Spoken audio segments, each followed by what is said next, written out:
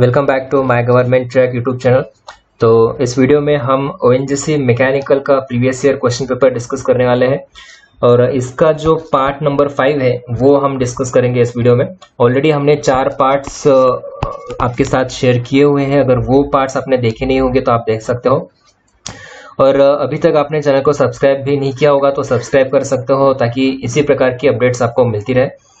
तो चलिए स्टार्ट करते हैं ONGC mechanical previous year question paper with solution का पार्ट नंबर 5। ठीक है, क्वेश्चन नंबर 41, क्योंकि ऑलरेडी 40 क्वेश्चंस हमने ये पिछले 4 पार्ट्स में देखे हुए थे। तो क्वेश्चन नंबर 41 से स्टार्ट करते हैं। Dash dash link does not undergo any deformation while transmitting motion.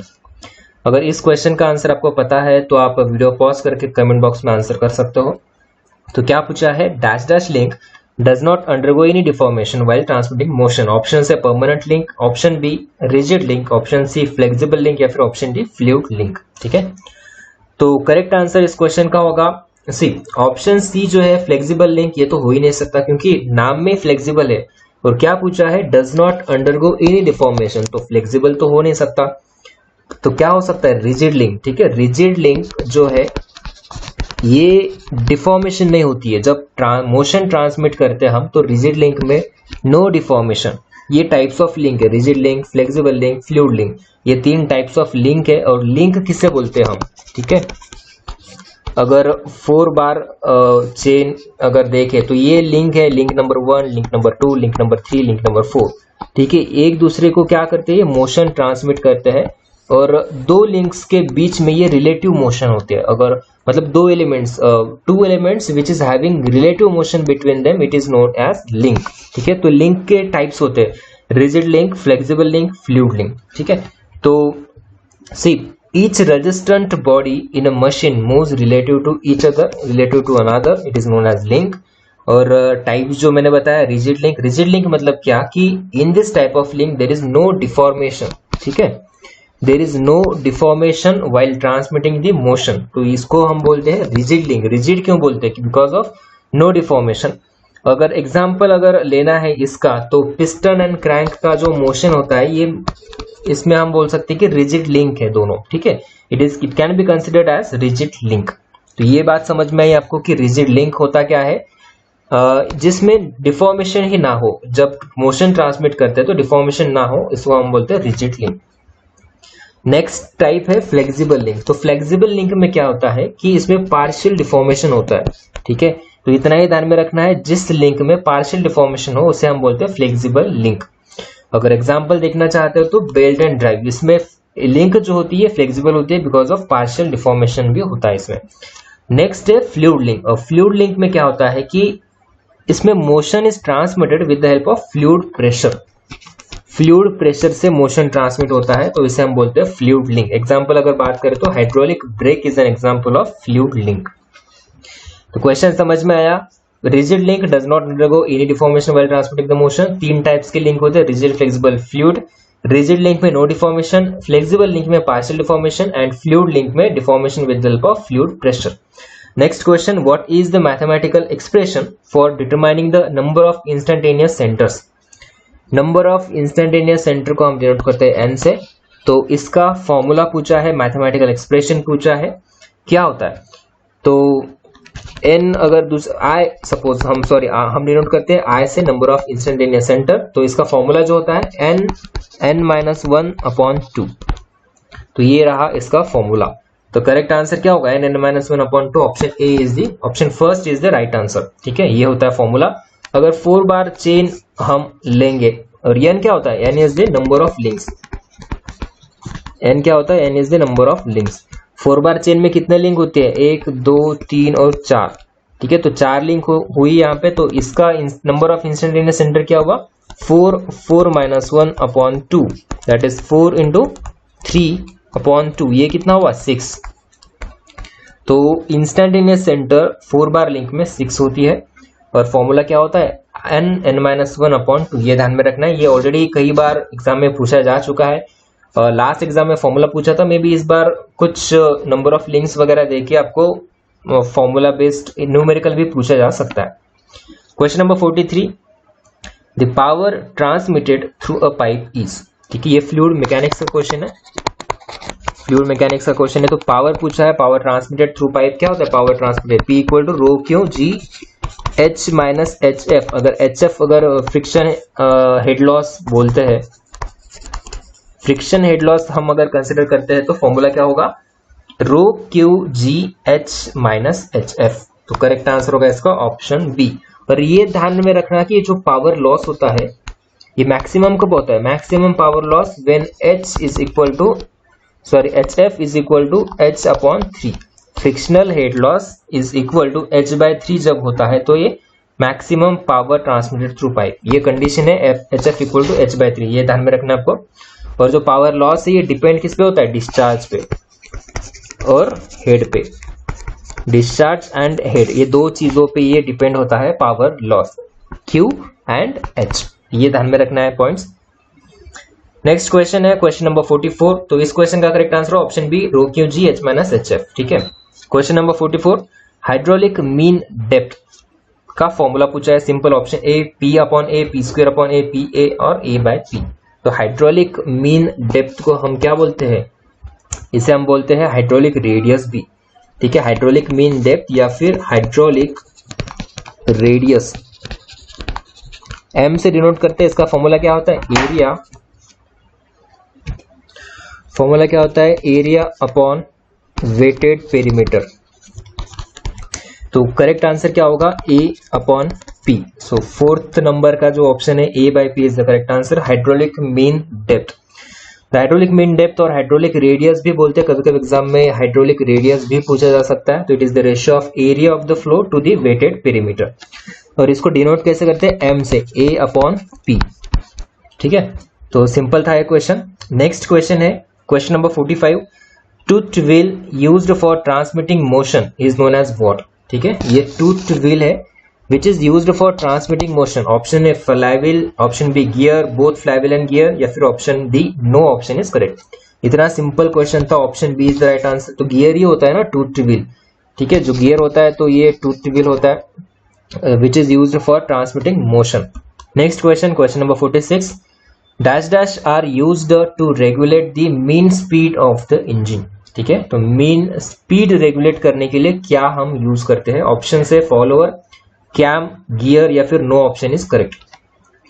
आपको पता होगा गवर्नर यूज करते हैं हम। ठीक है, गवर्नर यूज करते हैं to regulate the mean speed of the engine. So correct answer जो होगा ये no option is correct. Governor क्या होता है, it is the device which is used for maintaining a constant mean speed. ठीक है, गवर्नर और फ्लाईव्हील में आप कंफ्यूज मत होना। गवर्नर क्या करता है, it is the device which maintains constant mean speed of rotation of the crankshaft over a long period during which the load of the engine may vary. जैसे load उस हिसाब से ये मेंटेन करता है mean speed. Governor maintains constant speed by controlling the supply of working fluid as the load varies. Obviously अगर load ज्यादा है तो सप्लाई फ्लूइड ज्यादा देके उस स्पीड को मेंटेन करता है। अगर लोड कम है तो सप्लाई फ्लूइड कम करके ये उस मीन स्पीड को मेंटेन करता है गवर्नर। ठीक है, और फ्लाईव्हील क्या करता है, to reduce the fluctuations of speed. Question number 47, तो इस क्वेश्चन का करेक्ट आंसर क्या होगा, गवर्नर आना चाहिए बट ऑप्शन में गवर्नर नहीं था, तो D is the correct answer. Next question, question number 47, if the change in diameter is very less then the governor is what, option A stable, option B not stable, option C sensitive, या फिर option D no option is correct. क्या पूछा है, change in diameter अगर very less है, very less, तो governor किस type का होगा। ऑब्वियसली यहाँ पे ज्यादा चेंज नहीं है तो option A is the right answer, stable होगा। सेंसिटिव तो नहीं बोल सकते, सेंसिटिव मतलब वहां पे हंटिंग ज्यादा होती है। ठीक है, हंटिंग का केस होता है ये सेंसिटिव। और नॉट स्टेबल मतलब क्या, अगर स्पीड इंक्रीज करते हैं तो ये रिड्यूस होता है, इसको हम बोलते हैं अनस्टेबल। तो अभी देखो स्टेबल, अनस्टेबल और आइसोक्रोनस गवर्नर क्या होता है। For a stable governor if the equilibrium speed increases, ठीक है, if the equilibrium speed increases then radius of the governor balls must also increase, तो उसे हम बोलते हैं स्टेबल गवर्नर। अनस्टेबल क्या होता है, governor is said to be unstable if the radius of rotation decreases as the speed increases। अगर उल्टा हो जाता है तो इसको हम बोलते हैं unstable governor। और आइसोक्रोनस मतलब क्या, when the equilibrium speed is constant। इस पे बहुत बार क्वेश्चन आ चुका है ऑलरेडी भी, अपकमिंग एग्जाम में भी आ सकता है। आइसोक्रोनस गवर्नर में क्या होता है, इक्विलिब्रियम स्पीड कांस्टेंट में इंक्रीज में डिक्रीज, तो करेक्ट आंसर क्या होगा, कांस्टेंट होता है। तो इस क्वेश्चन का करेक्ट आंसर जो होगा ये stable governor, if the change in diameter is very less the governor is to be stable. अभी हमने क्या देखा, स्टेबल गवर्नर देखा जिसमें स्पीड इंक्रीज तो radius of governor balls also increases. Unstable में क्या होता है, speed increases then radius decreases, and isochronous governor में इक्विलिब्रियम स्पीड जो होती है कांस्टेंट है। अब हंटिंग मतलब क्या कि अगर गवर्नर बहुत ही सेंसिटिव है, टू मच सेंसिटिव है, that is for a small variation of speed causes large change in sleeve, थोड़ा सा भी चेंज किया स्पीड में तो लार्ज चेंज इन स्लीव में अगर होता है, स्लीव मूवमेंट में, तो उसे हम बोलते हैं हंटिंग या फिर sensitive. Thus a governor is said to be hunt if the speed of the engine fluctuate continuously above and below the mean speed। अगर फ्लक्चुएट कंटिन्यूसली फ्लक्चुएट होता है above and below the mean speed, उसे हम बोलते हैं hunting. ठीक है, next question, question number 48, in reciprocating engine primary forces are dash, are unbalanced, are balanced, are partially balanced या फिर can not be balanced. Reciprocating engines में क्या होता है, the primary forces are partially balanced. ये क्यों पार्शियली बैलेंस्ड होता है, बिकॉज इसमें फोर्सेस तो बैलेंस्ड होता है बट कपल जो होता है ये अनबैलेंस्ड होता है, तो इसीलिए हम बोलते हैं रेसिप्रोकेटिंग इंजिन्स में primary forces are partially balanced. यही अगर डिटेल में देखें तो देखिए, in the case of reciprocating masses, ठीक है, रेसिप्रोकेटिंग मासेस में primary forces are partially balanced because in the reciprocating masses the resultant forces will be completely balanced. जो फोर्सेस है रिजल्टेंट फोर्सेस तो कंप्लीटली बैलेंस्ड होते हैं but the resultant couples won't be balanced, that is why we say that reciprocating masses are only partially balanced। resultant forces balanced होता है but resultant couples जो होता है ये partially balanced होता है, तो इसीलिए हम बोलते हैं reciprocating masses में reciprocating masses only partially balanced। since reciprocating masses cannot balanced fully, hence partial balancing of the reciprocating masses is done while revolving masses can be balanced fully। तो ये ध्यान में रखना आपको कि रेसिप्रोकेटिंग अगर है तो ये पार्शियली बैलेंस्ड होगा बट अगर रिवॉल्विंग मासेस है तो ये फुल्ली बैलेंस्ड होगा। और पार्शियली बैलेंस के भी कुछ साइड इफेक्ट्स है, जैसे कि effects of partial balancing of reciprocating pass, इसमें क्या होता है, स्वेइंग कपल्स होता है, variation in tractive force along the line of stroke, ये इफेक्ट्स है रेसिप्रोकेटिंग मासेस को पार्शियली बैलेंस करने के। तो करेक्ट आंसर क्या होगा क्वेश्चन नंबर 48 का, reciprocating engine primary forces are partially balanced.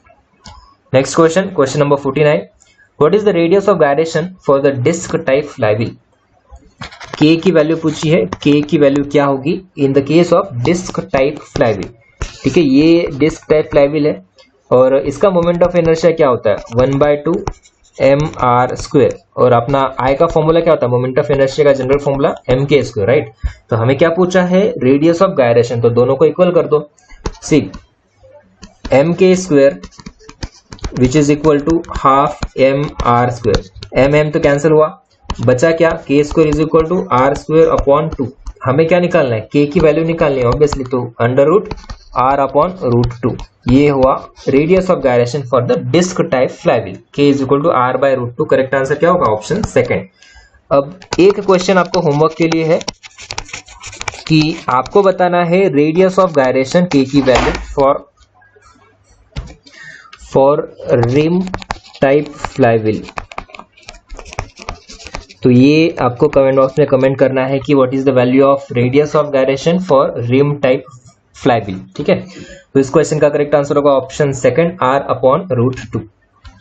और ये बात आपको ध्यान में रखना चाहिए, कंफ्यूज होते हैं इसमें कि गवर्नर क्या करता है, maintains the constant mean speed of the shaft, and flywheel it does not maintain a constant speed but it simply reduces the fluctuation of speed। तो ये डिफरेंस है, कंफ्यूजन वाले पॉइंट्स है, governor maintains the speed and flywheel reduces the fluctuation, that's it.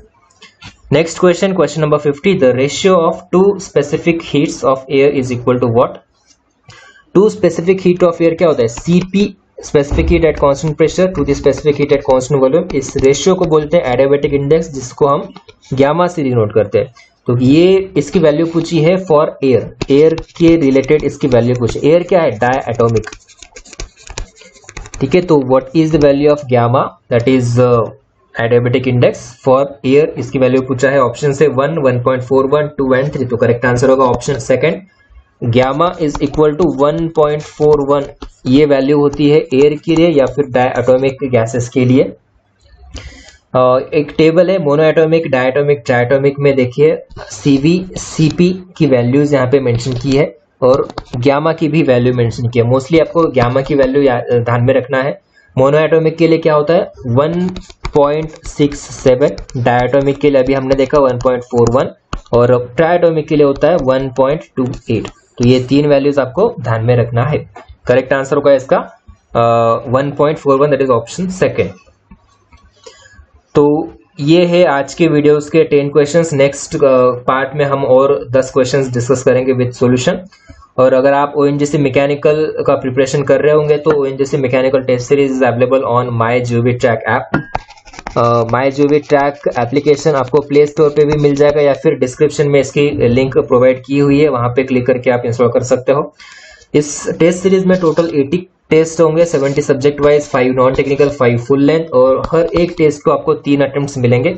Mostly हमने focus किया है concept पे, क्योंकि आपने अभी देखा कि एक कंसेप्ट अगर कवर करते हैं तो उसके बेस्ड जो भी 4 से 5 क्वेश्चंस बनेंगे या फिर अपकमिंग एग्जाम में आ सकते हैं, तो ये आपको बहुत हेल्पफुल होगा। तो टोटल 1100 प्लस कंसेप्ट हमने एक्सप्लेन किए थ्रू सॉल्यूशंस। तो फर्स्ट जो भी फ्री सैंपल टेस्ट है आप पहले अटेम्प्ट कर सकते हो, क्वालिटी वगैरह चेक करने के बाद आप एनरोल कर सकते हो। ठीक है, अगर वीडियो अच्छा लगे तो लाइक जरूर करना और अभी तक आपने चैनल को सब्सक्राइब नहीं किया होगा तो सब्सक्राइब करके बेल आइकॉन प्रेस कर सकते हो ताकि इसी प्रकार की अपडेट्स आपको मिलती रहे। Thank you so much for watching this video. Thank you.